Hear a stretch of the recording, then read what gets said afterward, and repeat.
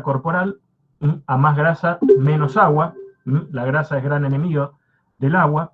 Varía según el sexo. Las mujeres suelen tener un poquito menos de agua que las mujeres y varía con la edad. Fíjense ustedes acá, en esto un feto es casi el 90% de agua. Después cuando vamos creciendo, el bebé ya tiene un poquitito menos, el adulto tiene más o menos esta proporción, y los que nos estamos poniendo un poquitito más viejitos vamos disminuyendo esa cantidad de agua, nos vamos deshidratando, ¿sí?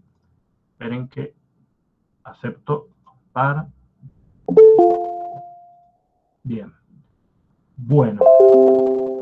Entonces, quedamos que esa agua corporal, esa agua varía según la grasa, según el sexo y según la edad, pero más o menos en un adulto es entre el 40 y el 60% de nuestro peso. Por lo tanto, es importantísimo el agua en nuestro cuerpo. Y esa agua que tenemos en nuestro cuerpo está dividida en dos espacios fundamentalmente, que son el espacio extracelular, es decir, el que está fuera de la célula, y el que está dentro de la célula, el espacio intracelular, ¿sí? Y dentro del espacio extracelular tenemos dos espacios. El que está dentro de los vasos, el que está en los caños que llevan la sangre, que es el espacio intravascular, y el espacio intersticial, son los dos espacios. Entre estos tres espacios tiene que haber permanentemente un equilibrio. Cuando se rompe ese equilibrio, estamos en problemas, y hoy vamos a tratar de ver cuáles son esos problemas y cómo se pueden resolver. Y cuáles de esos problemas tienen responsabilidad la cirugía. Tiene responsabilidad la cirugía. Bueno, seguimos. Dijimos que era una solución, nuestro cuerpo es prácticamente una solución en la que hay agua y hay iones disueltos, hay muchas sustancias disueltas, pero algunas de ellas son los iones. Y estos iones tienen mucha importancia en este equilibrio. Son los que mantienen el equilibrio, fundamentalmente los iones. Y hay algunos iones que están dentro de la célula, que son muy importantes dentro de la célula, como por ejemplo, el más importante de ellos es el potasio, pero también el magnesio y el fosfato, y hay otros que están fundamentalmente en el espacio extracelular, el sodio y el cloro, por ejemplo. Esto es muy importante porque puede haber intercambios, puede haber pérdidas, y todo eso va a traer graves consecuencias en este equilibrio, y estas consecuencias de estas alteraciones en este equilibrio van a ser manifestaciones clínicas que van a dar lugar a que tengamos que instaurar una terapéutica para solucionarlo. ¿De acuerdo? Bueno, el agua que nosotros tenemos también está en permanente balance entre lo que la ingesta y la excreta, lo que se excreta por orina, lo que se excreta por la ventilación, por los pulmones, por la respiración o la transpiración también. Esa es la forma de excretarlo. Entonces ahí perdemos agua. Entonces nosotros necesitamos ingerirla al agua. Y acá ustedes pueden ver que esto está más o menos relacionado con el porcentaje de agua que necesita nuestro cuerpo. Fíjense que las necesidades de un adulto son muchísimo menores que las necesidades de un niño, y menos aún las de un lactante. Un lactante necesita mucha cantidad de agua por kilo de peso, va disminuyendo a medida que vamos creciendo, y en el adulto mucho menos. Si ustedes ven, esto más o menos es lo que dicen siempre, que tenemos que tomar 2 litros de agua por día. Un adulto de 70 kilos tendría que recibir 35 por 70, son aproximadamente 2 litros 100 de agua. O sea que eso que nos dicen es verdad, ¿sí? Bueno, seguimos. Vamos a empezar ahora entonces a estudiar al sodio. El sodio es el principal soluto en el extracelular. Dijimos que en el extracelular. El valor normal del sodio, y esto yo siempre les digo que no hay que acordarse de memoria todos los valores de laboratorio, porque sería imposible. Uno después con la práctica diaria se los va acordando. Pero este valor, el valor del sodio, uno tiene que acordárselo porque cuando pide un ionograma plasmático, ya vamos a hablar del ionograma plasmático, nos viene el valor del sodio y tenemos que saber que tiene que estar entre 135 y 145 miliequivalentes por litro en suero. El sodio se absorbe en el tubo digestivo, nosotros lo comemos con los alimentos, se lo incorporamos a los alimentos a través de la sal, el cloruro de sodio, y se excreta por orina y por transpiración, fundamentalmente. La transpiración es salada habitualmente, porque excreta mucha cantidad de sodio, ¿sí? Entonces, este soluto extracelular da lugar a un concepto muy importante que es la osmolalidad y la osmolaridad. La osmolalidad y la osmolaridad. La osmolaridad es la concentración molar de todas las partículas osmóticamente activas, es decir, todas las que pueden atravesar la membrana por ósmosis en un litro de plasma. Eso es la osmolaridad. La osmolaridad es en un kilo de plasma, en un kilogramo de plasma. Como el agua, más o menos, el plasma tienen más o menos el mismo valor, hay una pequeña diferencia, esta osmolaridad y osmolaridad podemos decir que es prácticamente la misma. El valor normal de la osmolaridad plasmática, de la osmolaridad, es de entre 280 y 295 miliosmoles por kilo. 300 miliosmoles por kilo para hacernos recordar prácticamente esta cifra. Ese es el valor donde nosotros hablamos de un término que se llama tonicidad. La tonicidad.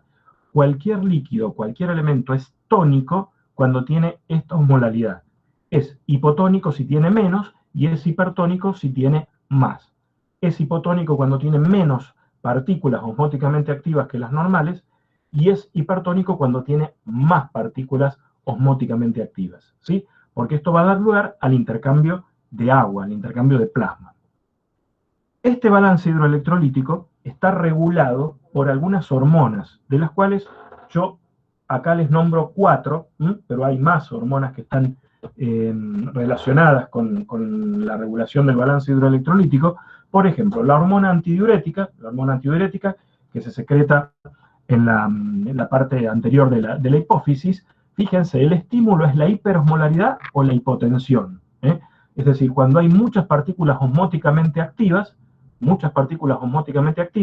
y lo que hace, el efecto que hace es reabsorber agua.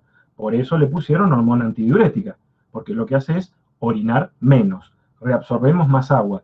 Si tenemos hiperosmolaridad, para regular, para balancear esa hiperosmolaridad, tenemos que reabsorber agua, hacer que entre más agua en estos espacios, ¿sí? La angiotensina es otra hormona cuyo estímulo es la hipotensión, también, como no la hiperosmolaridad como la antidiurética, sino aquí la hipotensión, y lo que acá reabsorbe es sodio y agua, las dos cosas, absorbe de la misma manera sodio y agua, porque tenemos que rellenar un poquitito más los vasos, entonces reabsorbe sodio y agua, ¿sí? La aldosterona es otra hormona producida por la glándula suprarrenal, que también su estímulo es la hipotensión, y también hace lo mismo que la angiotensina, reabsorbe sodio y agua. Entonces, mantiene un poquitito este balance hidroelectrolítico. Después está el péptido natriurético atrial, que a nivel de la aurícula, cuyo estímulo es al revés de esto, es la hipertensión. Espérenme que voy a admitir a alguien que está por acá. La hipertensión, y al contrario de los otros anteriores, elimina sodio y agua. El péptido natriurético atrial, se llama natriurético porque hace orinar sodio, elimina sodio y agua. Todos estos habitualmente por vía renal.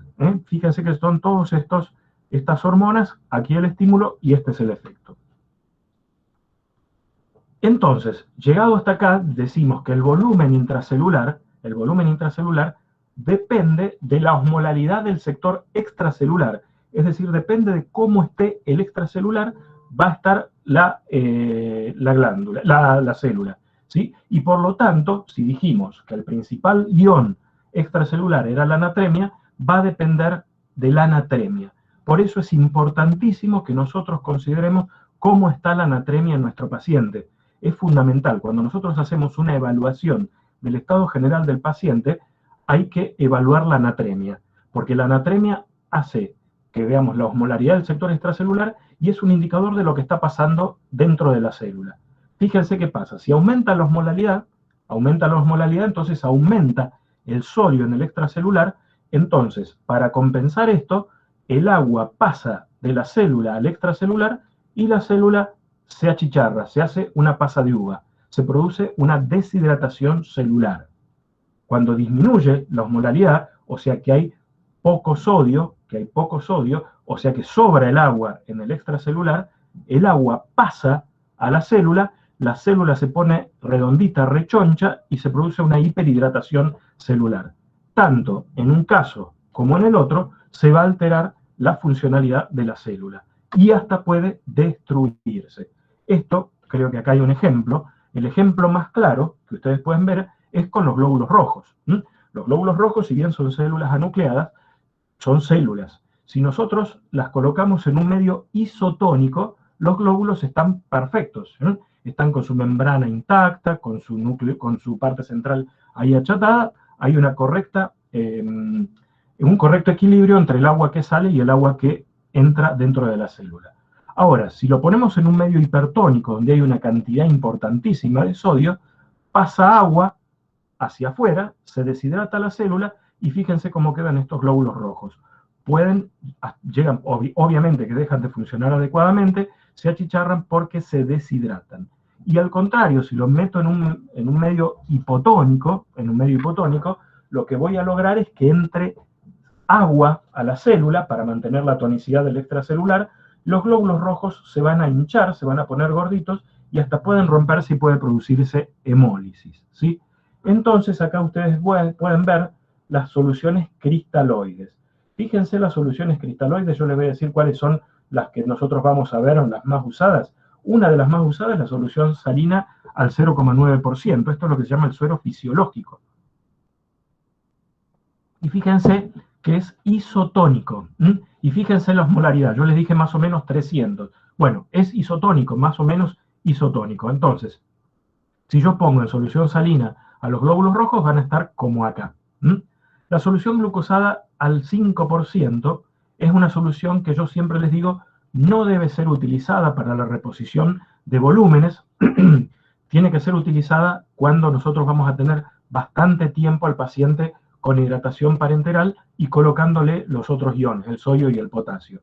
Y es ligeramente hipotónica, 253 miliosmoles. El Ringer lactato, otra que nosotros conocemos muy bien, fíjense que puede llegar a ser la más isotónica de todas. Tiene 273 miliosmoles por litro. Entonces el Ringer lactato es otra solución que se utiliza mucho. Acá ustedes pueden ver el pH.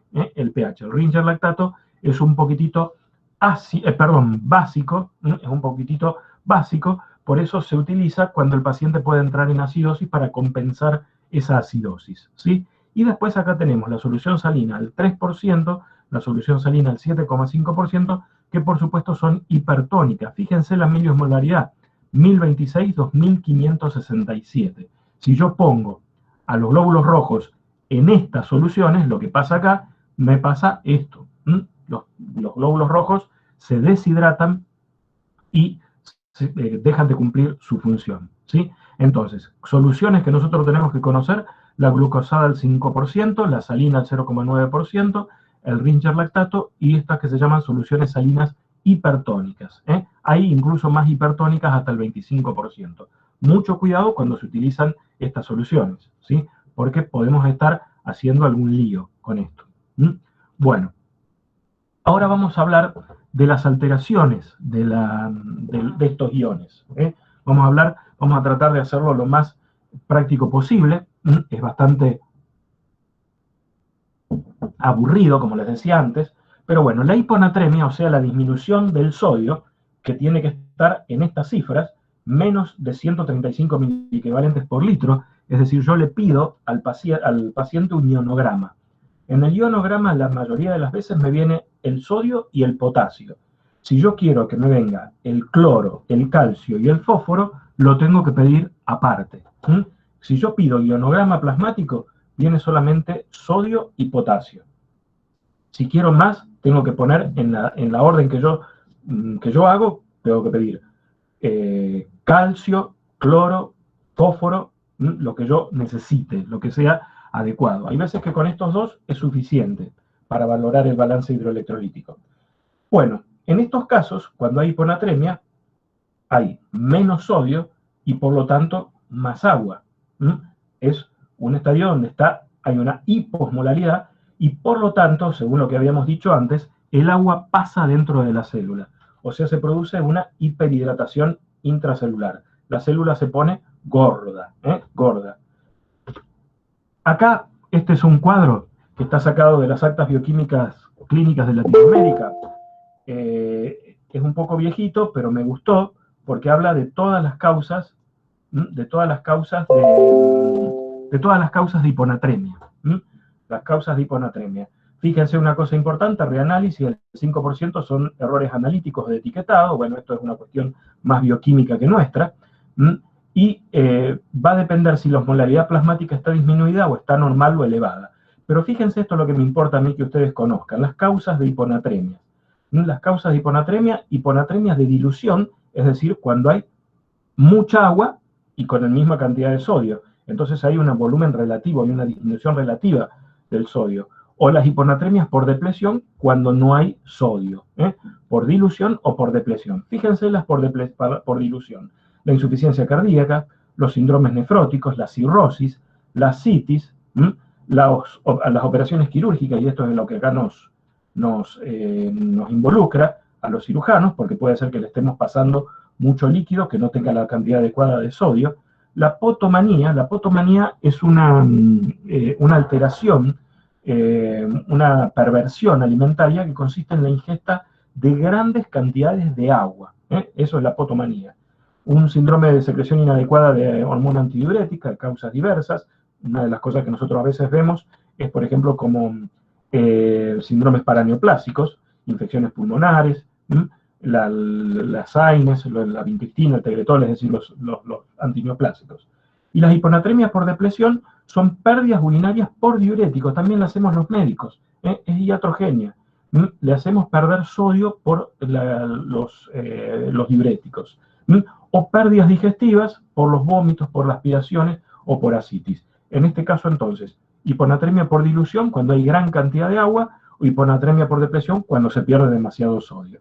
Y acá las que tienen la osmolaridad plasmática normal son las llamadas falsas hiponatremias porque el sodio está normal. Pueden ser hiperproteinemias, hiperlipidemias, hiperglicemias como la diabetes, la administración de manitol, alcohol, el metanol y el etileno, y algunos otros cosas que tienen mucho que ver la toxicología. ¿Sí? Esto entonces son las causas de hiponatremia. Las causas de hiponatremia. Ahora, ¿qué tiene un paciente que tiene el sodio bajo?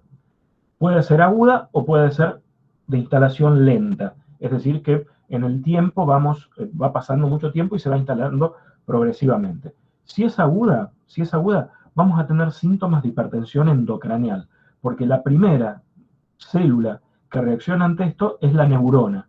Entonces la neurona se hincha de agua, todas las células de la glía también, y vamos a tener síntomas de hipertensión endocranial. Fíjense, bastante inespecífico, pero vamos a tener síntomas de hipertensión endocraniana. Ahora, si es de instalación lenta, es bastante bien tolerada, no produce estos síntomas de hipertensión endocraniana, pero fíjense lo que pasa. Produce aumento de peso, porque hay una cantidad importante de agua, el paciente no quiere tomar más agua, no tiene sed, y paradójicamente las mucosas están húmedas. Las mucosas están húmedas, porque hay una gran cantidad de agua.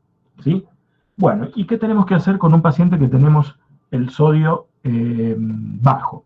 Por supuesto, administrarle sodio. Pero acá una cosa muy importante, de manera lenta, porque la administración de sodio de manera muy rápida puede traer algunas alteraciones a nivel, sobre todo, del sistema nervioso central. ¿Con qué le administramos sodio? Con la solución fisiológica de la que ya hablamos, que es una solución de cloruro de sodio en agua al 0,9%. Esto significa que en 1 litro de agua destilada hay que poner 9 gramos de cloruro de sodio. También se puede hacer con solución hipertónica de cloruro de sodio al 20%. Esta es muy hipertónica, hay que tener mucho cuidado con esto. La solución fisiológica viene en sachet, en medio litro, pero la solución hipertónica de cloruro de sodio viene en o sachets más pequeños o en ampollas, para que uno no se equivoque. Porque en una de esas, para tratar una hiponatremia severa se necesitan varios sachets de suero, pero con una ampolla de cloruro de sodio hipertónico se puede tratar. Y si es por exceso de agua, dar diuréticos. Si el paciente tiene una acumulación de agua, lo que hay que hacer es sacar esa agua y darle diuréticos. Y como siempre, todo esto se hace monitoreando la anatremia, pidiendo el ionograma. Hay que ver cuánta cantidad de sodio tiene ese paciente. ¿Estamos? Les pueden interrumpir si alguna cosa no les queda clara, no hay problema. Solamente les pido que se presenten cuando preguntan y me preguntan. ¿Estamos? Yo no tengo esto me impide verlos. No los puedo ver a ustedes, pero bueno, estamos así. Bueno, eso sería entonces hiponatremia. Ahora vamos al otro aspecto que es la hipernatremia. Es decir, cuando el paciente tiene un sodio plasmático mayor a 145 miliequivalentes por litro. ¿Se acuerdan? 130. Profe, perdón que interrumpa, Lucía, ¿qué tal? Quiero preguntarle, ¿cómo se sabe, o sea, se mide el agua libre en orina para ver si es por causa de aumento de agua o aumento o disminución del sodio en la hiponatremia? O sea, ¿cómo se identifica? Se mide la osmolaridad plasmática, se puede medir, y aparte se mide la eliminación de sodio en orina también. Claro. ¿Cuánto está orinando, cuánto está eliminando de sodio en la orina? Son todas determinaciones de laboratorio. Listo, gracias. Bien. Entonces, sodio mayor de 145 miliequivalentes por litro, eso hace entonces que tengamos en el extracelular una hiperosmolaridad. Mucha sal, poca agua. ¿Cómo responde la célula? Pasando el agua desde la célula al extracelular. Entonces la célula se achicharra. Entonces deja de funcionar adecuadamente y va a producir los síntomas que ahora vamos a ver. En este caso, en relación, hay más sodio y menos agua, al revés que lo anterior. ¿Cuáles pueden ser las causas? ¿Cuáles pueden ser las causas? Y hay dos causas fundamentales, que son la ingesta excesiva de sodio, el aporte excesivo de sodio, o la deshidratación, la pérdida de agua pura. Pérdida de agua pura. Fíjense, aporte excesivo de sodio, una cosa impensada, pero que podría pasar. Ingestión de agua de mar. Ingestión de agua de mar. Náufragos en el medio del océano, no tienen otra cosa que ingerir. Esa ingestión de agua de mar les va a provocar una hipernatremia que va a dar síntomas y que puede terminar con su vida. Es decir, no se puede ingerir agua de mar, porque tiene una excesiva concentración de sodio. De una sal de sodio, tomar algo que tenga mucha sal de sodio, o, cosa que hacemos nosotros los médicos, administración de solución salina hipertónica. O sea que eso es una iatrogenia. Administrarle solución salina hipertónica a un paciente que no tiene una hiponatremia. Entonces podemos estar haciéndole una hipernatremia. ¿Sí? Acá estamos haciendo un aporte excesivo de sodio. Y la otra parte, que es la deshidratación pura, es decir, perder agua sin sodio, es la diabetes insípida, la llamada diabetes insípida, que hace que se pierda mucha agua sin sodio.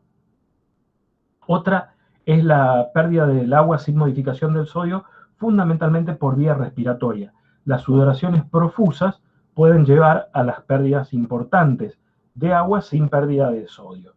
Pero esto es clarito, es un aporte excesivo de sodio o una pérdida de agua pura, deshidratación pura. Son las dos causas que pueden producir hipernatremia. ¿Qué es lo que tiene un paciente que tiene hipernatremia? Bueno, sed intensa, porque como reflejo, como mecanismo compensatorio, el paciente quiere tomar agua. Entonces va a tener sed intensa. Tiene las mucosas secas, recuerden que antes en la hiponatremia tenía las mucosas húmedas, puede llegar a tener fiebre, tiene polimnea como un mecanismo a veces compensatorio, disminuye el peso, a diferencia de la hiponatremia, disminuye el peso, y puede llegar a tener signos psíquicos por esa gran cantidad, por ese achicharramiento celular que se produce, puede llegar a tener signos psíquicos. Entonces, esa es la manifestación clínica de la hipernatremia. Siempre tener en cuenta que se debe dosar el sodio, tiene que tener más de 145 miliequivalentes por litro. ¿Qué se hace con una hipernatremia? Bueno, por supuesto, la corrección etiológica. Si el paciente está tomando agua de mar, que no tome más agua de mar. Si está ingiriendo una sal rica en sodio, que no ingiera una sal rica en sodio. Si le estamos administrando solución hipertónica de cloruro de sodio, no administrarle más solución hipertónica de cloruro de sodio. Si tiene una diabetes insípida, tratar esa diabetes insípida para que deje de perder agua. Y si está transpirando mucho, si está perdiendo agua por alguna razón, dejar de que ese paciente pierda, hacer que ese paciente no pierda más agua. Y lo que tenemos que poner acá, que reponer es agua, fundamentalmente. Dice con soluciones iso o hipotónicas. Esto con cuidado, ¿no? En general ustedes nunca van a usar soluciones hipotónicas, en lo posible soluciones isotónicas. La solución isotónica, paradójicamente, es el cloruro de sodio. Hay que reponerle agua, pero siempre reponiéndole también con sodio. Hay que hacer una técnica de ingeniería ahí para no aumentar el sodio. Y una cosa fundamental es que se tiene que hacer progresivamente, lentamente. Los volúmenes se reponen la primera mitad a las 24 horas y el resto en un periodo de 24 a 36 horas. O sea, tiene que hacerse de manera lenta. Y como siempre, también el monitoreo de la anatremia. Monitorear cómo está la anatremia para este paciente. Bueno, eso serían entonces las dos alteraciones del sodio. Vieron que los síntomas y signos son inespecíficos. Casi siempre esto se descubre, uno no lo puede pensar por los signos y síntomas que tiene el paciente, sino que se da cuenta cuando pide el ionograma plasmático, ¿sí? Bueno, ahora vamos a empezar con el potasio, el otro ion. El potasio... Profe, una pregunta. ¿Cómo se determina el volumen a pasar? ¿Cómo se determina el volumen a pasar? Se determina según la superficie corporal o según el peso. Hay fórmulas especiales para pasar, que eso se los dejo a mis amigos los clínicos, que eso lo saben perfectamente. Ah, buenísimo, bueno, gracias. Cuando tenemos que arreglar un problema de este tipo, le pedimos ayuda a los clínicos, que saben muchísimo más de esto que nosotros, ¿sí? Bueno, y habitualmente un paciente de estas características tiene que estar internado, tiene que estar en seguimiento tanto por cirugía como por clínica médica. Y muchas veces está internado en terapia intensiva también, ¿no? Bueno, el potasio. Acá otro valor normal que tenemos que conocer, entre 3,5 y 4,5 miliequivalentes por litro. Ese es el valor normal del potasio. Habíamos dicho al principio también que es el principal catión intracelular. A diferencia del sodio, el potasio está dentro de la célula, y la principal función que tiene el potasio es que participa en la contracción de todos los tipos de fibras musculares. Participa en la contracción del músculo estriado, esquelético, del músculo liso y del músculo estriado cardíaco. O sea que todos los músculos para su contracción dependen de la presencia de potasio. Por eso vamos a ver después que las principales manifestaciones clínicas dependen de esta cuestión que tiene que ver con la contracción muscular. Regula el equilibrio ácido-base porque se intercambian a nivel renal iones potasio con iones hidrógeno, porque tienen la misma carga. Entonces es un importante regulador del equilibrio ácido-base. Se puede eliminar potasio para mantener un poco de hidrógeno, o se puede retener potasio para eliminar hidrógeno. Entonces regula el equilibrio ácido-base. Y como el sodio, no hay otra forma de obtenerlo que del aporte a través de los alimentos. A través de los alimentos es donde se aporta el potasio. No hay otra forma. Cuando ingerimos proteínas, hidratos de carbono, lípidos, e ingerimos iones. Uno de los iones que ingerimos es el potasio.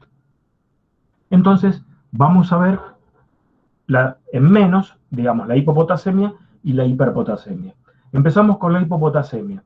La hipopotasemia, las causas, por supuesto, el aporte insuficiente, es decir, que no estemos consumiendo la adecuada cantidad de potasio. Esa es una de las causas de hipopotasemia. Para nosotros los cirujanos, esta otra causa que está acá en negrita es la más importante: pérdidas por el tubo digestivo. Pérdidas por el tubo digestivo, vómitos, diarrea, sondas nasogástricas, las fístulas, que son comunicaciones entre dos órganos huecos y un órgano hueco y el exterior, el adenoma velloso del colon, las derivaciones urodigestivas, que actualmente no se hacen mucho que digamos, pero se hacían antes, y las ostomías altas, como las yeyunostomías, pueden llegar a perder gran cantidad de potasio. Por ejemplo, yo les cuento, esta mañana en el hospital operamos un chiquito de 1 mes que tenía una hipertrofia del píloro, que vomitaba, y por esa razón el chico estaba hipopotasémico. Antes de operarlo hubo que corregir esa hipopotasemia que tenía, ¿sí? Entonces esto es lo que nosotros tenemos que ver en cirugía. Y después hay causas clínicas de hipopotasemia, como la fase poliúrica de la insuficiencia renal aguda. Los diuréticos pueden eliminar potasio, el síndrome de Cushing y el hiperaldosteronismo, la corrección de la cetoacidosis diabética. Esto tiene que ver con lo que les decía antes de la regulación del equilibrio ácido-base, porque cuando se corrige la cetoacidosis diabética, quedan iones hidrógeno y se elimina mucha cantidad de potasio. Y la alcalosis también puede dar lugar a hipopotasemia, ¿sí? Bueno, esas son todas las causas. Fíjense que les destaqué en negrita las que nos involucran a nosotros los cirujanos. Ahora, ¿cómo se presenta un paciente que tiene una hipopotasemia? Dijimos que el potasio fundamentalmente intervenía en la contracción de los músculos. Entonces, el paciente va a tener debilidad, arreflexia, ilio, y esto es muy importante porque el músculo liso no tiene potasio, no se contrae y por lo tanto queda paralizado, y esto es muy importante en el postoperatorio.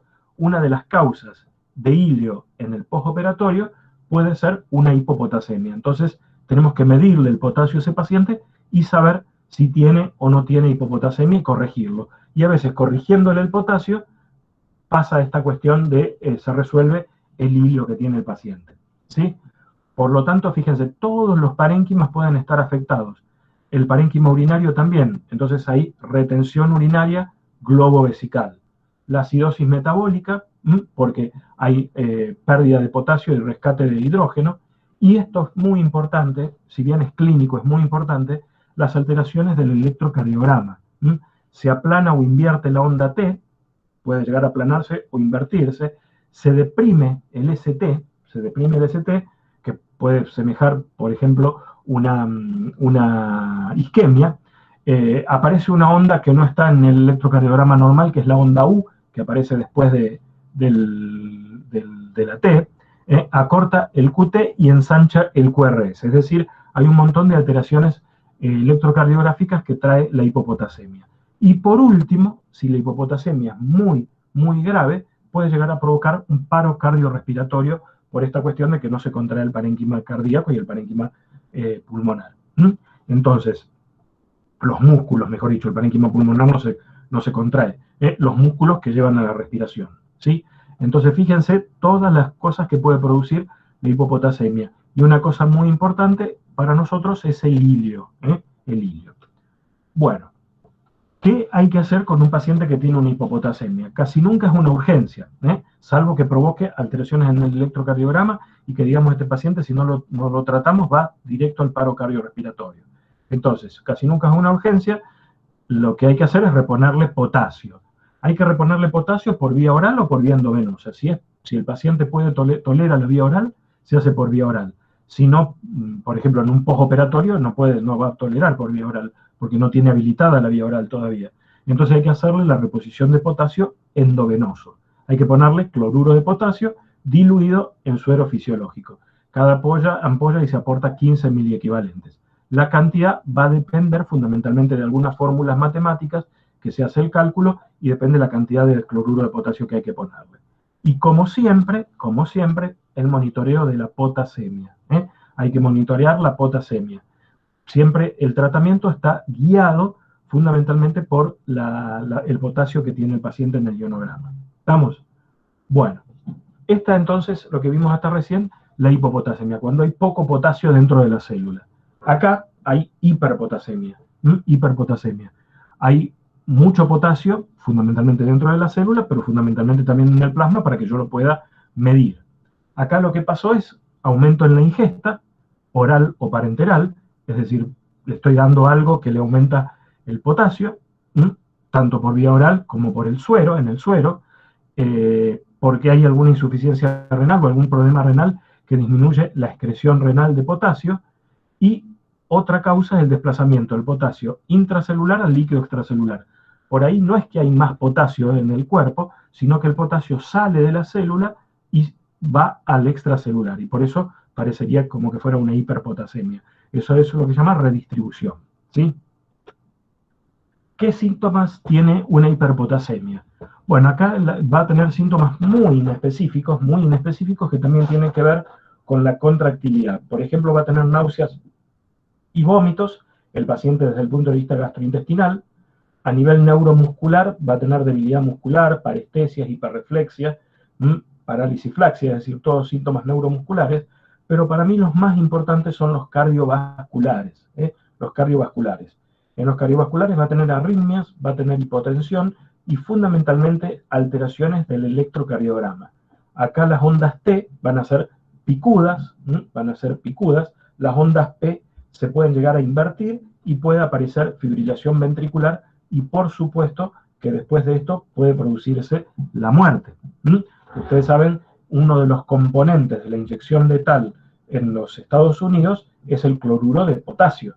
O sea que aumenta el potasio, produce todas estas alteraciones cardiovasculares hasta que produce una fibrilación ventricular y la muerte, ¿sí?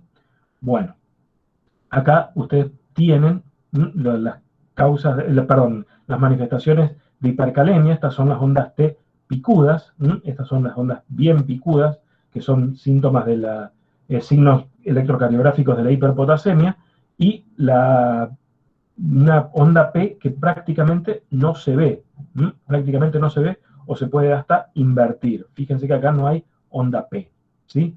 Bueno, el tratamiento. ¿Qué hacer con un paciente que tiene una hiperpotasemia? Con un paciente que tiene una hiperpotasemia hay que tratarlo de manera urgente si hay alteraciones en el electrocardiograma, porque significa que pronto va a pasar a una arritmia importante, a una fibrilación ventricular y a un paro cardiorrespiratorio. Entonces hay que tratarlo urgentemente. Y acá, ¿cuáles son los objetivos del tratamiento de la hiperpotasemia? Lo primero, por supuesto, es eliminar potasio por orina. Eliminar potasio por orina y favorecer que el potasio pase del extracelular hacia dentro de la célula, porque es mejor su función dentro de la célula que en el extracelular. Para forzar su eliminación por orina se pueden utilizar diuréticos. También hay unas enzimas de intercambio iónico que se administran por vía oral que lo que hacen es captar el potasio y lo elimina por materia fecal. Pero eso si el paciente tiene habilitada la vía oral, si no, no se puede utilizar. Y siempre hay que evitar los efectos cardíacos, porque los efectos cardíacos suelen ser severísimos y pueden producir la muerte del paciente. Entonces fíjense lo importante que es estas cuestiones del potasio alto, el potasio bajo, y que fundamentalmente los signos y síntomas se dan a nivel de los parénquimas que tienen contractilidad, ¿sí?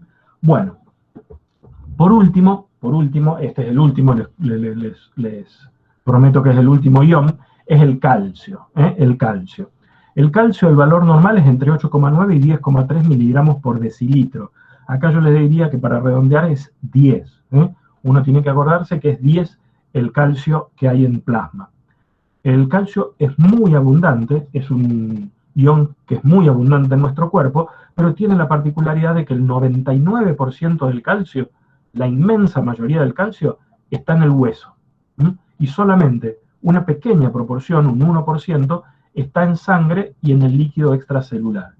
Y en general está unido a proteínas, fíjense que tiene dos cargas positivas, o sea que se une muy ávidamente con aniones, y a muy pocas veces está sueltito ahí el calcio.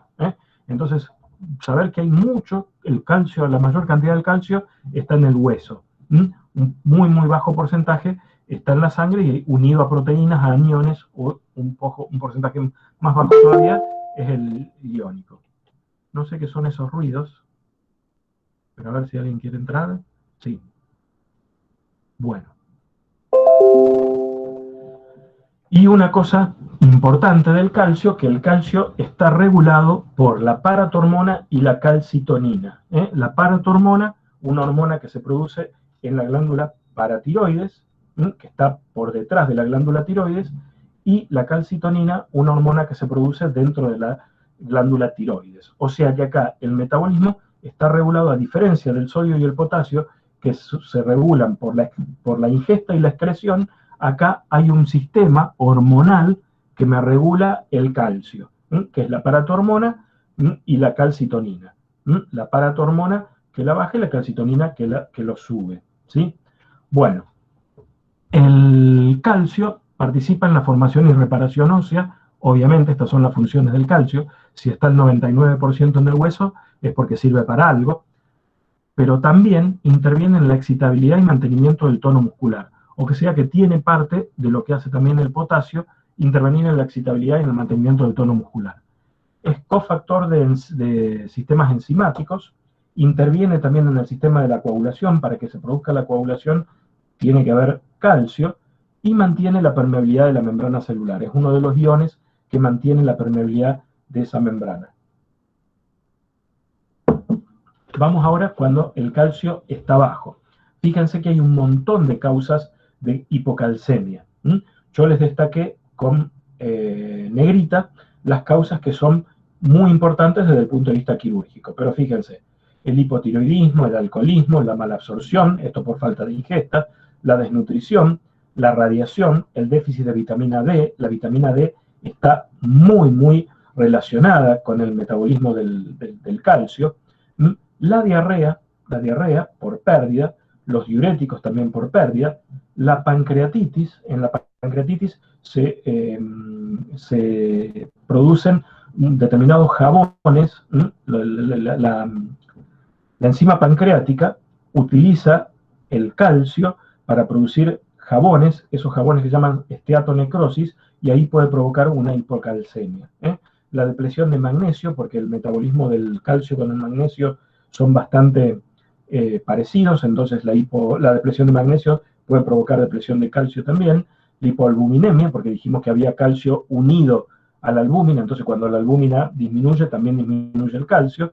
Y muy importante para nosotros, esto yo creo que para nosotros los cirujanos es el más importante de todos, el postoperatorio de tiroidectomía. El postoperatorio de tiroidectomía, porque cuando se saca la glándula tiroides, las glándulas paratiroides tienen una relación muy estrecha con la glándula tiroides, y podemos barrer las glándulas paratiroides, y eso hace que se produzca una hipocalcemia, ¿sí? Las glándulas paratiroides son 4, están ubicadas dos superiores y 2 inferiores por detrás de los lóbulos de la glándula tiroides. Tienen un color amarillento ocre, a diferencia de la glándula tiroides, que tienen un color rojo vinoso, o sea que podrían ser reconocibles, pero a veces ustedes saben que las cosas no son tan fáciles como parecen. Y sobre todo, cuando se hace una tiroidectomía total, se corre el riesgo de extirpar las paratiroides de manera conjunta. Y a veces, aunque uno no las saque a las paratiroides, puede dañarles su irrigación, que sería más o menos lo mismo que sacarlas. ¿Qué se produce cuando hay una hipocalcemia? Bueno, todas cuestiones relacionadas fundamentalmente con la contractilidad también. Entonces va a haber tetania, va a haber debilidad, puede haber aumento de la presión intracraneal, puede haber convulsiones. Siempre que hay convulsiones, tengo que pensar que puede haber una hipocalcemia. Puede haber insuficiencia cardíaca, va a haber alteraciones electrocardiográficas como prolongación del QT, cambios en la onda T y arritmias. Fíjense que son casi todos síntomas dependientes de excitabilidad, de cuestiones de la membrana, de transmisión del impulso en la membrana. Quiero que recuerden bastante bien que cuando hay convulsiones, una de las causas puede ser la hipocalcemia. ¿Cuál es el tratamiento? Bueno, el tratamiento, si hay poco calcio, lo que hay que hacer es reponer el calcio con gluconato de calcio. Siempre son sales, gluconato de calcio, que se hacen en el plan de hidratación parenteral, y puede ser una emergencia, entonces hay que hacer una reposición endovenosa rápida, y hay que controlar 2 signos, el Bostec y el Trousseau. Yo ahora les voy a mostrar un pequeño videito para que vean lo que es el Bostec y el Trousseau. Ustedes, esos son signos clínicos, esto es eminentemente clínica quirúrgica. El signo de Bostec es la contracción y la elevación de los músculos de la cara cuando uno comprime sobre la región malar, y el Trousseau es la mano en garra, así como ustedes ven en esta foto, cuando la presión arterial, cuando la compresión del manguito supera la presión arterial sistólica. Estos son 2 signos importantes que se deben tomar en el postoperatorio de una tiroidectomía para ver que no estemos ante la presencia de una hipocalcemia. Y por supuesto, el monitoreo de la calcemia. Fíjense, a ver si ustedes llegan a ver, este es el Bostec, fíjense, cuando se comprime, se percute, mejor dicho, se los vuelvo a pasar porque lo vieron un poquito, se percute la región malar, se produce una elevación de los músculos del labio homolateral, ahí. Y este es el signo de Trousseau, que cuando la presión sanguínea se eleva por encima de la sistólica, el paciente genera una contracción de los músculos que hace que la mano haga una contracción de los músculos flexores, se flexiona la mano sobre la muñeca y los dedos sobre la mano. Ese entonces es el signo de Bostek y el signo de Trousseau.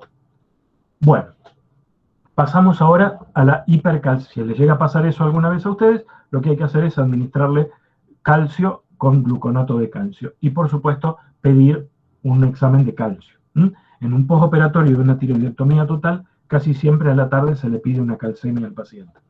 ¿Sí? Bueno, en las hipercalcemias, el hiperparatiroidismo, es decir, una producción aumentada de paratormona, las lesiones osteolíticas, cualquier lesión osteolítica, por ejemplo, una lesión osteolítica por una metástasis ósea de alguna neoplasia. Las neoplasias de por sí pueden producir hipercalcemia, los diuréticos tiacídicos, las enfermedades granulomatosas pueden llegar a producir hipercalcemia, por ejemplo la TBC, y las intoxicaciones con vitamina D. Las intoxicaciones con vitamina D también pueden producir hipercalcemia. Hay algunos productos cosméticos que traen una cantidad.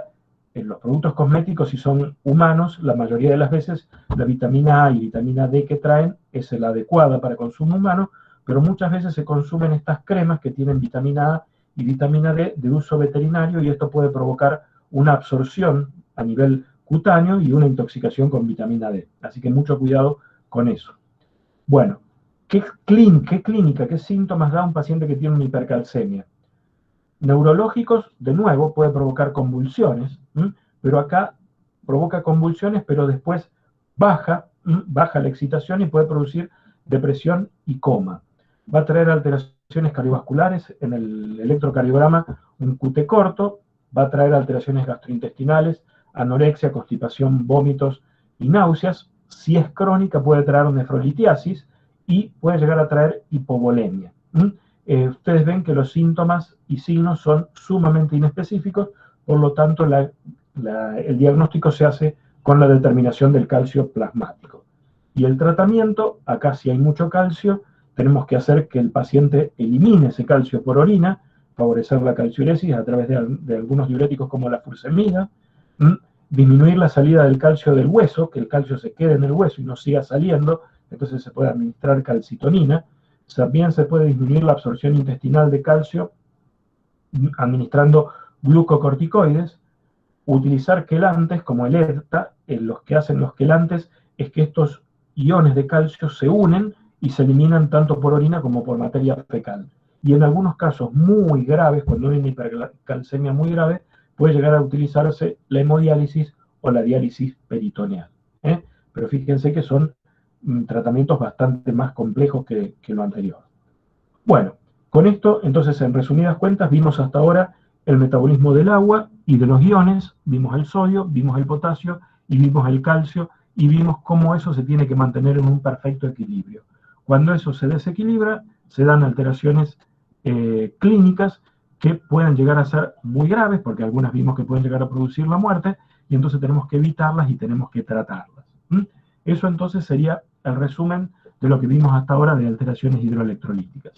Por último, vamos a hablar de shock. Vamos a hablar de shock.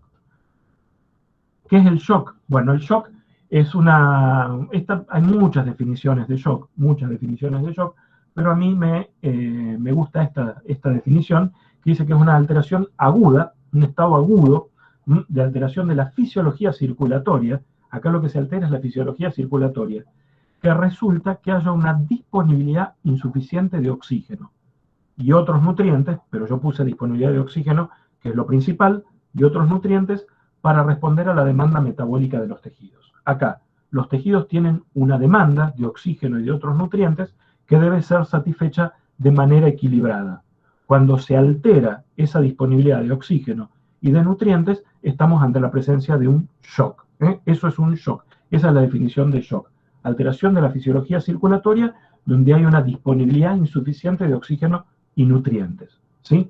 Por eso hay varios tipos, hay varios tipos de shock. Hoy el que vamos a hablar va a ser el shock hipovolémico, pero para que ustedes recuerden un poquito, yo siempre les digo de que las manifestaciones clínicas y el tratamiento dependen de la fisiopatología. Entonces necesitamos conocer un poquitito la fisiopatología. Fíjense lo que dice acá. La oxigenación de los tejidos depende de dos cosas fundamentales: el volumen minuto cardíaco, o sea, la cantidad de sangre que sale por minuto desde el corazón, pero además depende del contenido arterial de oxígeno de la sangre. Si esa sangre no lleva oxígeno, por más que llegue la cantidad adecuada de sangre, no va a haber oxigenación, ¿sí? Entonces, el volumen minuto cardíaco y el contenido arterial de oxígeno, ¿sí? Bueno, el volumen minuto cardíaco, esto que acá dijimos, el volumen minuto cardíaco, depende de dos factores fundamentales: del volumen sistólico, es decir, la cantidad de sangre que el corazón tiene en el momento justo anterior de hacer la sístole, y de la frecuencia cardíaca. La cantidad de sangre y la cantidad de veces que el corazón se contrae. Entonces, para mantener el volumen minuto cardíaco, si disminuye el volumen sistólico, necesariamente tiene que aumentar la frecuencia cardíaca, y ténganlo en cuenta esto porque es una de las manifestaciones clínicas del shock. Ahora lo vamos a volver a ver. Y el volumen sistólico, este volumen sistólico que yo tengo acá, va a depender fundamentalmente de la precarga, es decir, de la sangre que le llegue al corazón. Si no llega sangre al corazón, no puede salir, por más que tengamos todo lo demás sin alteraciones. De la contractilidad cardíaca, puede que llegue la cantidad de sangre adecuada, pero el corazón no se contrae, o de la poscarga, o que esté cerrada la puerta y que no me deje salir la sangre, y entonces de esa manera se disminuye el volumen sistólico. Entonces, volumen sistólico depende de la precarga, la cantidad de sangre que llega al corazón, de la contractilidad, cómo se contrae ese miocardio, y de que estén abiertas las puertas para que pueda salir la sangre, lo que es la poscarga. Y entonces, viendo todo esto, aparecen los distintos tipos de shock. Fíjense, el shock hipovolémico, que es el que vamos a tratar hoy, hay una disminución de la precarga, es decir, hay una disminución del volumen de sangre que le llega al corazón. La contractilidad está bien y las puertas, la poscarga, están abiertas, pero no llega la cantidad de sangre que tiene que llegar. Ya vamos a ver por qué no llega la sangre que tiene que llegar. Entonces hay una disminución de la precarga. El shock cardiogénico, puede haber otras formas de nombrarlos estos shocks, pero a mí me da mucho la pauta de la fisiopatología esta denominación. El shock cardiogénico es cuando hay una disminución de la contractilidad miocárdica, es decir, el corazón no se contrae lo suficiente. Por ejemplo, puede pasar en un infarto agudo del miocardio, donde no hay una contractilidad miocárdica adecuada. El shock obstructivo es en el que está aumentada la poscarga, es decir, están cerradas las puertas para que salga la sangre. Por ejemplo, está aumentada la poscarga en un taponamiento cardíaco. En un taponamiento cardíaco, el corazón se puede contraer, pero no puede salir la sangre, hasta que llega un momento en que el corazón deja de responder y se altera también la contractilidad miocárdica. El shock distributivo es otro shock que son el medular y el séptico, son los dos ejemplos. El shock medular era lo que se llamaba antes shock neurogénico. El shock neurogénico es por una sección medular. Una sección medular lo que produce es una vasodilatación periférica. Si ustedes alguna vez notaron, entraron a quirófano, cuando el anestesiólogo hace una anestesia regional, es decir, una peridural o una raquidia, ¿qué es lo primero que hace? Lo primero que hace es pasarle una determinada cantidad de líquido al paciente, es decir, lo llena de líquido. ¿Por qué? Porque cuando él haga esa punción raquídea o esa punción peridural, va a provocar como una acción medular que hace que se produzca una vasodilatación periférica a nivel de los miembros inferiores. Están encharcados los miembros inferiores, pero no llega la cantidad de sangre que tiene que llegar al corazón. Por eso se llama shock distributivo. Por eso hablamos del shock medular y del shock séptico. Y el shock disociativo, en el shock disociativo es un shock especial donde hay unas alteraciones de la disociación del oxígeno y la hemoglobina. El ejemplo de esto es la intoxicación por monóxido de carbono. La hemoglobina es desplazada y su lugar lo ocupa el monóxido de carbono, y de esa manera no llega el oxígeno a los tejidos. ¿Sí? Entonces, shock hipovolémico, shock cardiogénico, shock obstructivo, shock distributivo y shock disociativo. Hoy vamos a hablar de algo que nos ocupa preferentemente a los cirujanos, que es el shock hipovolémico. ¿Sí? Profe. Bueno, sí. ¿Qué tal? Tomás habla. Le hago una pregunta. ¿La anafilaxia entraría dentro del shock distributivo? O sea, como una de las posibles causas del shock distributivo. Sí, el shock, perdón, se me pasó acá. El shock distributivo es una de las opciones de también shock anafiláctico, ¿eh? Porque en el shock distributivo existe la cantidad de sangre adecuada, pero por distintos mecanismos el cuerpo no puede aprovechar ese oxígeno, ¿sí? Muchas gracias. Muy bien. Bueno, como en todo, en nuestro cuerpo, en nuestro organismo, hay mecanismos compensatorios que tienden a compensar todas estas alteraciones que se pueden producir. De los mecanismos compensatorios, el primero es la taquicardia, ¿eh? Habíamos visto que el volumen minuto dependía del volumen sistólico y de la frecuencia cardíaca. Cuando hay una alteración, una disminución del volumen sistólico, lo que aumenta es la frecuencia cardíaca para tratar de tener estable el volumen minuto cardíaco. Entonces la taquicardia es la primera manifestación del shock hipovolémico, ¿sí? Entonces es fundamental que nosotros sepamos que esto es así, porque tenemos que saber qué frecuencia cardíaca tiene nuestro paciente. Porque cuando solamente hay taquicardia, el shock es reversible, es decir, puede llegar a ser reversible y puede llegar a ser tratable. Después lo que hay como mecanismos compensatorios, el cuerpo dice, yo tengo poca sangre, entonces la voy a mandar a los lugares que más necesito, que son el corazón y el cerebro. El corazón para que siga latiendo y el cerebro para que siga comandando.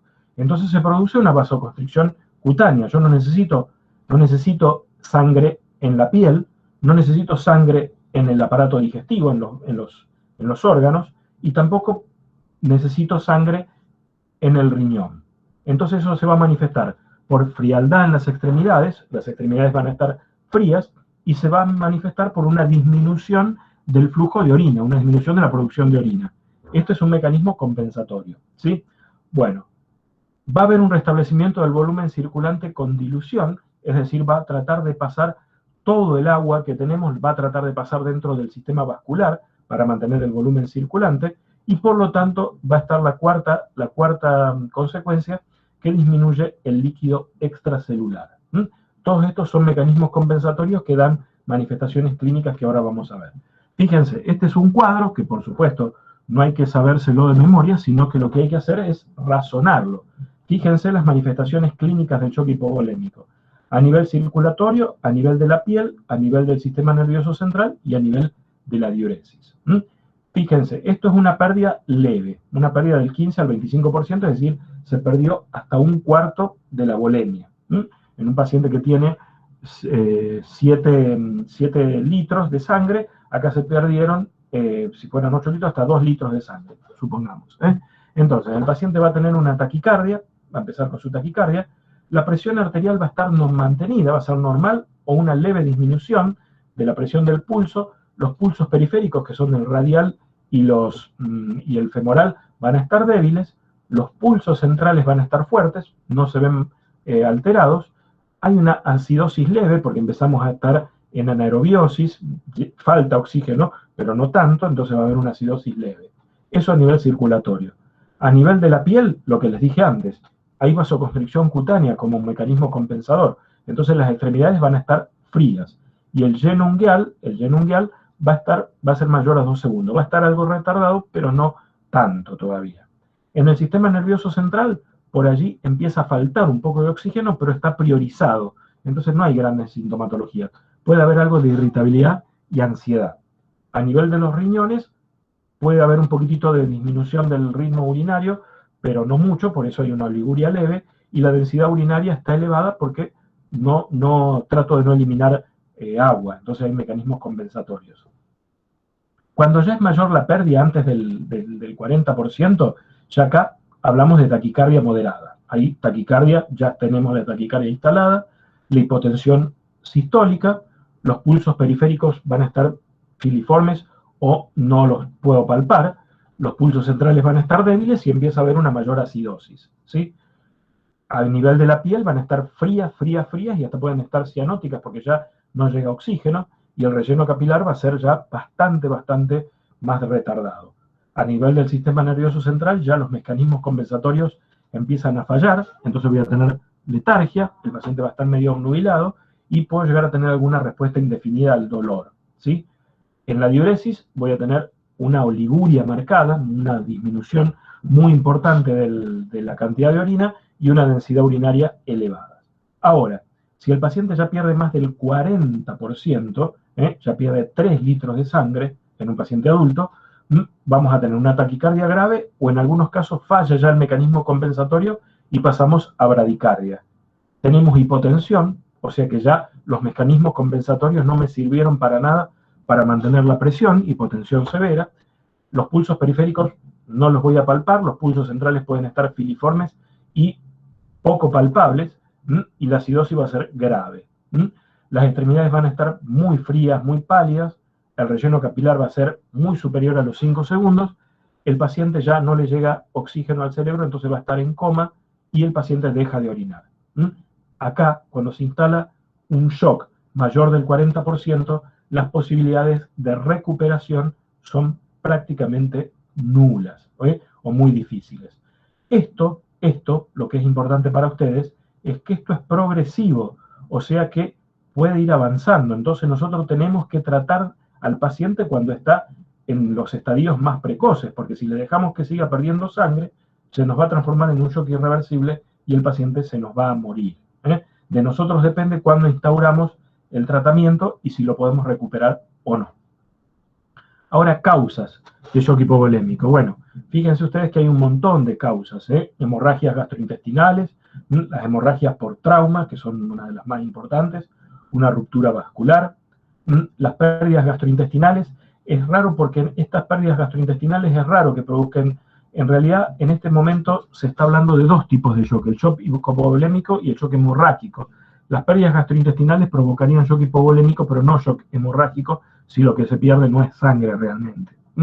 Las pérdidas renales lo mismo, las pérdidas cutáneas, las quemaduras y las dermatopatías exfoliativas. Cuando ustedes vean quemaduras, la semana que viene con el doctor, ya vieron quemaduras el miércoles con el doctor Pardini, habrán visto que las grandes quemaduras provocan grandes pérdidas de líquidos, porque se nos altera esa barrera que nos aísla del medio exterior y se pierde gran cantidad de líquidos. Y bueno, la redistribución al espacio extravascular, lo que le llamamos tercer espacio, cuando tenemos traumas, quemaduras o los ilios postoperatorios. Pero para mí lo más importante son las hemorragias, las hemorragias por trauma, las hemorragias por ruptura vascular, las hemorragias gastrointestinales. ¿Cuál es el tratamiento? Nosotros tenemos un shock hipovolémico, hemos perdido volumen sanguíneo, ¿qué tenemos que hacer? Fundamentalmente tenemos que hacer dos cosas. Fíjense ustedes, esto es como el tanque que tienen ustedes arriba de sus cabezas en este momento en sus casas. ¿Qué tenemos que hacer para que este tanque esté siempre? El problema que tenemos nosotros es que este tanque siempre tiene que estar lleno, siempre tiene que estar acá lleno de sangre y tiene que tener una presión adecuada, porque si no, no se producen determinados procesos metabólicos. Entonces, ¿qué tenemos que hacer? Tenemos que llenar el tanque, lo que yo les digo, llenar el tanque, o sea, reponer volúmenes, pero también cerrar las canillas, porque si yo tengo las canillas abiertas, por más que yo reponga volúmenes, jamás voy a lograr que esto se mantenga estable. Entonces, dos hitos en el tratamiento del shock hipovolémico: detener la pérdida, o sea, parar la hemorragia, y reponer volúmenes. También dicen, cohibir la hemorragia, bueno, es la parte más difícil. La parte más fácil es reponer volúmenes. Yo le coloco una vía y le paso volumen. La parte más difícil es detener la hemorragia. Ahora vamos a ver un poquitito de esto. Porque las hemorragias se dividen en dos grandes grupos. A mí me gusta dividirlas así, en dos grandes grupos: las visibles y las no visibles. Si yo tengo una hemorragia visible, voy a ir directamente y voy a hacer lo que está haciendo esta persona, que es compresión directa. Una hemorragia visible se trata comprimiendo el sitio que está sangrando. Entonces, compresión directa, ¿sí? Podríamos, en este caso, aplicar un torniquete, pero el torniquete está proscripto porque ese torniquete puede producir lesiones nerviosas o puede producir incluso lesiones vasculares al terreno distal. O sea que acá yo no le pondría un torniquete. Le pondría un torniquete si esta paciente se hubiese arrancado el brazo y este brazo yo no lo encontrara más y no se lo puedo poner, no se lo puedo reinsertar. En ese caso no habría ningún problema en colocar un torniquete porque no tengo más nada distal. Pero si existe algo distal, yo no coloco un torniquete.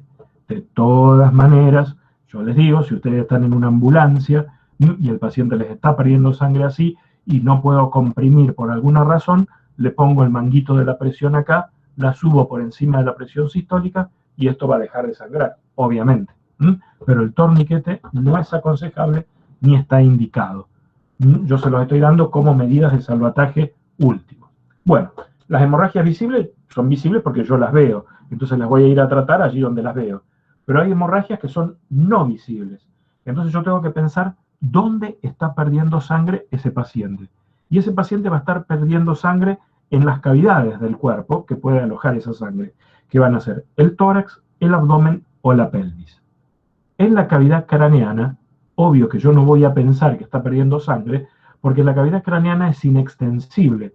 Entonces una hemorragia en la cavidad craneana produce primero síntomas neurológicos antes que producir síntomas de hipovolemia. Yo no puedo tener 2 litros de sangre metidos adentro de la cabeza. Puedo tenerlo, pero me va a provocar alteraciones neurológicas primero. No me va a provocar alteraciones de la volemia, no me va a provocar un shock hipovolémico, ¿sí? Entonces, descartamos el cráneo y decimos, el paciente la sangre la tiene en el tórax, en el abdomen o en la pelvis.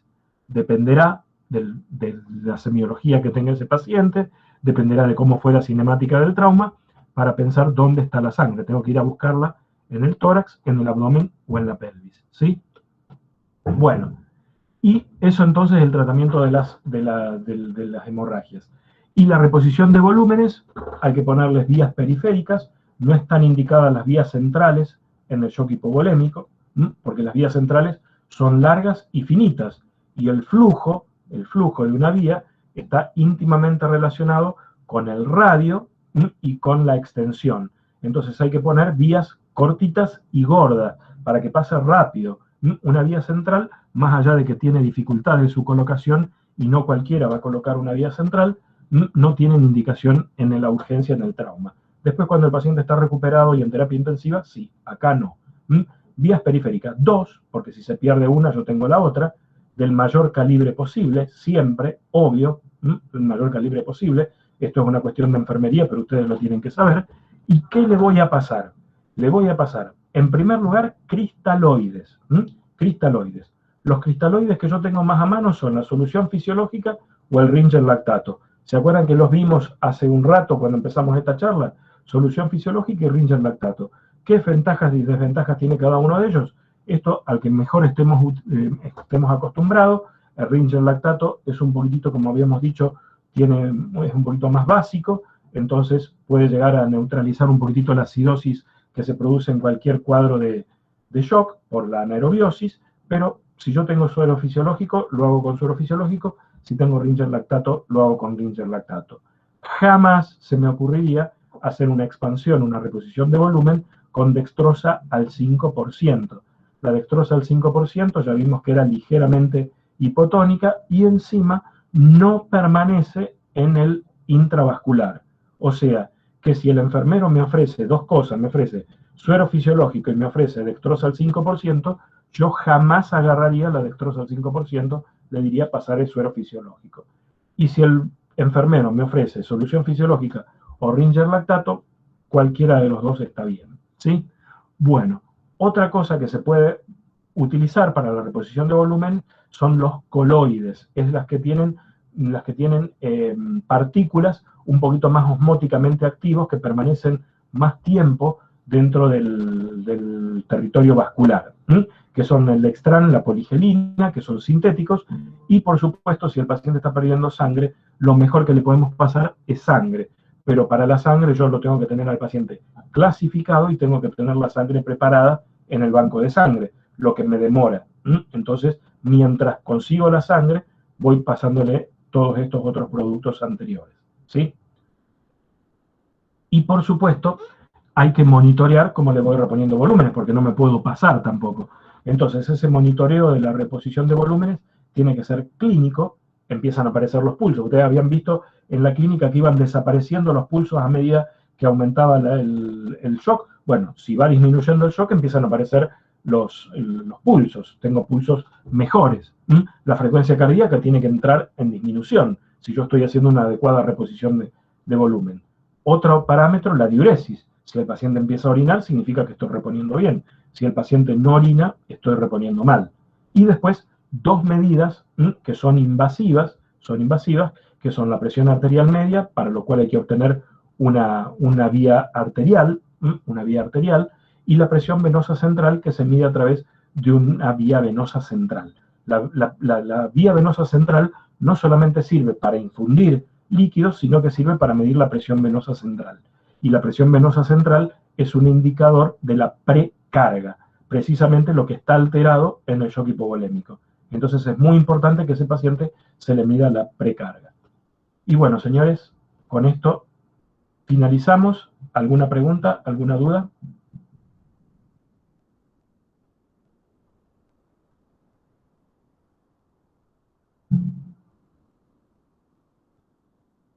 ¿Fue muy aburrido? ¿Se entendió?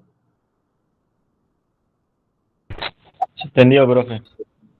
Bueno. Sí, profe, se entendió. Bueno, de esto hay preguntas en el parcial, obviamente, y al final no es uno de los temas que nos guste a los cirujanos, así que no creo que nadie les vaya a tomar algo de esto, pero bueno, por las dudas hay que estudiarlo y hay que saberlo, ¿no? Pero yo siempre les digo que se los dejo a mis amigos los clínicos, que ellos lo conocen muy bien. Acá me preguntan dónde va a estar grabada la clase. La verdad, yo no tengo idea de dónde graban la clase. Yo creo que la clase se graba y después se pone en el YouTube de la facultad. Pero hasta ahora, de las clases que se dieron desde el principio, veo que no se ha subido ninguna. Yo voy a hablar con Secretaría Estudiantil para ver qué pasó. ¿Sí? Bueno, profe. Bueno, Gracias. si no hay otra cosa, me despido y después ya les mando la clase de la semana que viene. Ya después les mando el cronograma. La clase que íbamos a tener, profe, de infección en cirugía, esa clase queda ¿para cuándo? Hoy hablé con el docente, no me dijo nada de infección en cirugía, me dijo de la clase de trauma, que es el mismo profesor. Así que cuando él lo decida, yo le aviso. Perfecto. Muy bien. Gracias. Muchas gracias. Gracias. Muchas gracias. Chao. Chao, nos vemos.